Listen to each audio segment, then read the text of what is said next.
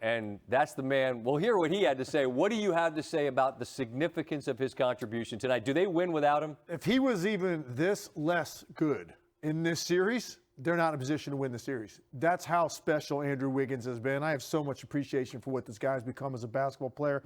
I said it to you like late third, early fourth. I don't know where to be without him. And then he had a huge flourish in the fourth. I walk in and we have chit-chat, right? Where are we going to go here? I walk in, and as you and I are talking, you just like, let me write this down. What are you going to show us from what you and I are talking about as he put his exclamation mark on this? And he's the only athlete they have right now that can do this, that's in the rotation, that can make some of these plays. And I just think they're so important. Here you go, 1-point game, early fourth quarter. And, we can talk about their defense a lot tonight, too, as well, Scott. And this is kind of symptomatic of what you saw a lot of in the second half. 4 bodies around Jason Tatum on a finish. So the activity was great.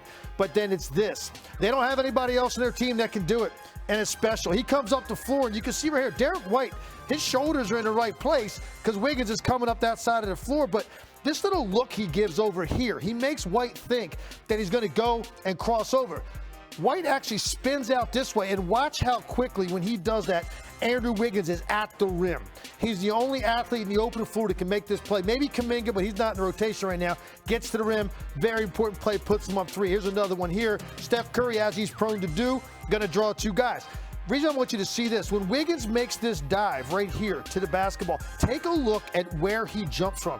He's going to leave the ground in this area right here. And you got 2 backline defenders that are just waiting to make a play at the rim, but you can't do it because of where he catches it, splits, takes off, goes to the left. Again, a critical time in the game. One more time. Again, Steph doing most of the work, draws the contact. Wiggins catches it, he looks up.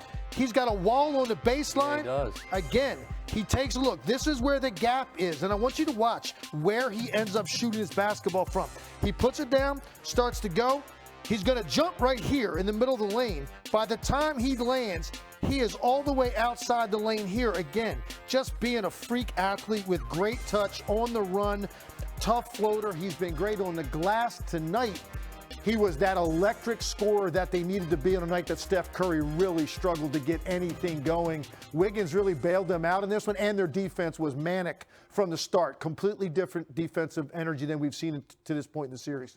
And I think it was, as I pointed out, Boston missed the first dozen threes it took. Then they hit, 8 in a row as they take a 5-point lead. And we've seen the ebbs and flows of this series. We saw it in Game 1 where Boston made, 10 in a row in the fourth to grab Game 1 and steal home court for the moment.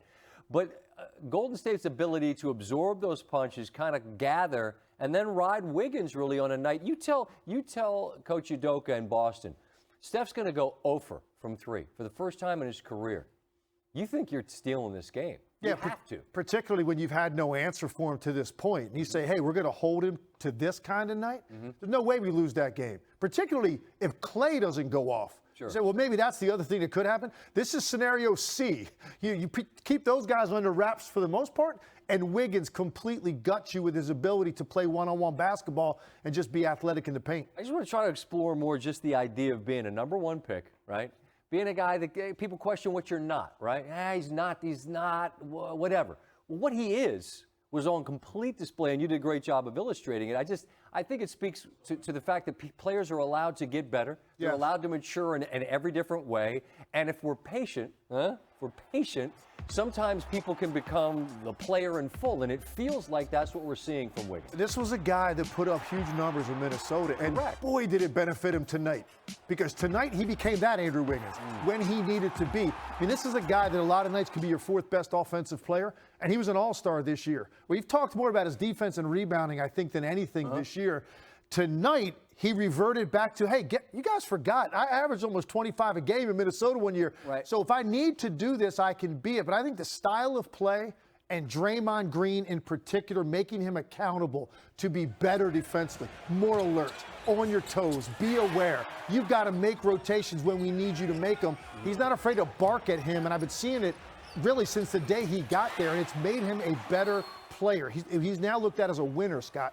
And I wasn't going to but you, because sure, he put up big numbers in Minnesota, but with respect, so what? They were hollow. They're not part of anything that really added up to something. So how do you become less than that on something more than that, right? Yeah. On a team that's more than that. I appreciate a player like Wiggins, who is given the opportunity to just take a step back, to take a step forward, and it feels like we're seeing that in this finals, because they don't win this game without him, as you said. When he went to Golden State, I think everybody was kind of wondering what that was going to look like. Like, what's the fit? He had a lot of people questioning his concentration level more than anything. He's a very laid-back guy, and sometimes those guys get labeled something. Wasn't it the 1-2 more than the concentration? That's what I'm saying. Guys like that get labeled lazy sometimes because they're super calm, their demeanor never changes, and he would turn his head and watch the ball get beat on a back cut. I saw some of those nights, and I'm going, he's just not locked in. But he goes there, and they got the most out of him. But you can't do it unless a guy is willing